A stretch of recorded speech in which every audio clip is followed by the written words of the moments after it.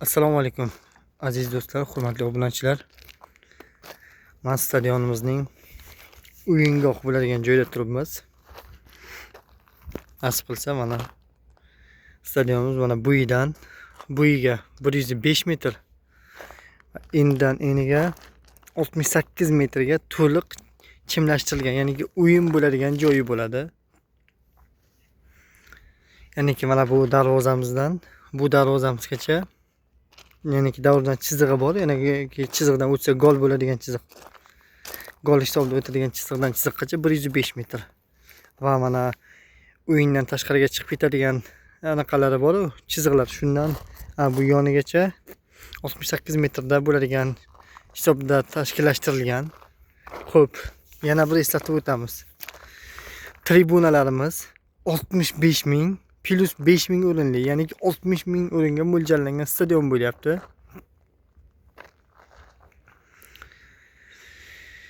Nasib qilsa mana 7-blokimizni 3-chi, ya'ni 1-chi etajimizdan 3-chi etajimizga chiqadigan tribunalari, betonlari quyib bo'lingan. Ishlarimiz qizg'in davom etmoqda. Nasib qilsa mana bugun kechda oxirgi blokimizni ham 1-chi etajining ustiga beton olish ishlari davom qiladi. Ya'ni 1-chi qavatimizni yuqori qismi, pataloq qismi, 2-chi qavatimizni pol qismi uchun beton ishlari bo'lib o'tadi. Mana havomizni maxsus anomal issiqlarimiz uchun endi o'tib ketgandan keyin bo'lsa ham sovutadigan maxsus texnikalarimiz yetib keldi. Ya'ni bular parda ishlaydi uchun tokda va parda ishlaydi. Ya'ni qanday? Tokka ulangandan keyin mana bu shlankalar orqali mana o'zini maxsus mana suv purkagich 2 qavatda, mana 2 qavatlik suv purkaydigan o'zini maxsus joylari bor, teshiklari. Bu teshiklari mana qayirib yoki sal ochib yoki mana bunday shaklda qaytadan dakansa, ya'ni oxirigacha yopib boshqarsa bo'ladi. Xo'p, bu tomondan suv purkaydi va bu yerda maxsus o'zini ya'ni mana havo to'g'ridan to'g'ri emas, ya'ni kelib bo'linib ketishi uchun maxsus o'zini svarka bilan bir-birlariga mahkamlangan, ya'ni xona maxsus bo'lmalarga bo'lingan joylari bor. Xo'p, maxsus mana o'zini oyoqlari, ya'ni nariyoqdan boshqa yerga ko'chirish uchun va bu tomonda maxsus o'zini motorli paragi bor va bu motorli paragdan juda kuchli bosim bilan havo oldinga itariladi.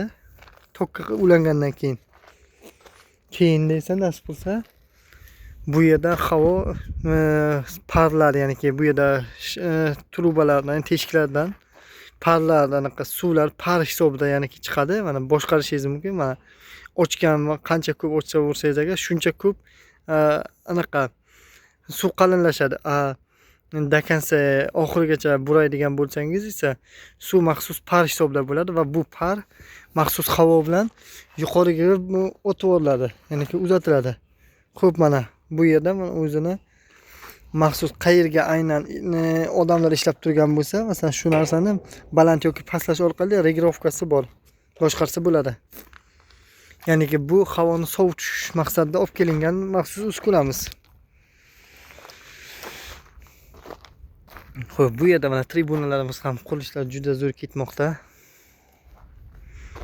Har bir betonimizni baland pastliklari ko'rib chiqilib, mana tribuna bo'lmagan yerlarda betonlarimiz baland pastligi har bitta litsenziyasi ko'rib chiqilib, balandlikka baland, pastlikka pastlik yozilib, geodezistlar tomonidan yozib berilmoqda va past bo'lib qolgan joylariga yana qo'shimcha beton qo'yilyapti. Baland bo'lgan joylari shlipovka qilinyapti va tribuna qo'yadigan firmamizga maxsus tayyorlab berilyapti.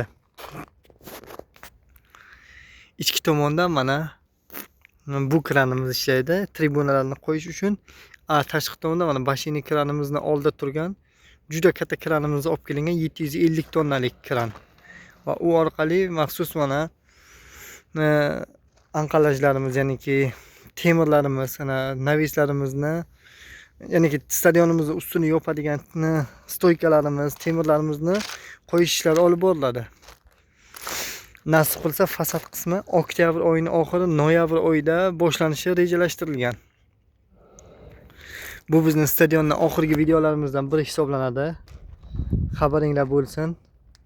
Nasib qilsa Buxoro keyingi videolarimiz Buxorodagi obyektlarimizda, ya'ni bog' qurilishi, bank qurilishi, gostinitsa qurilishlaridan nasib qilsa ishlarimizni davom qilamiz.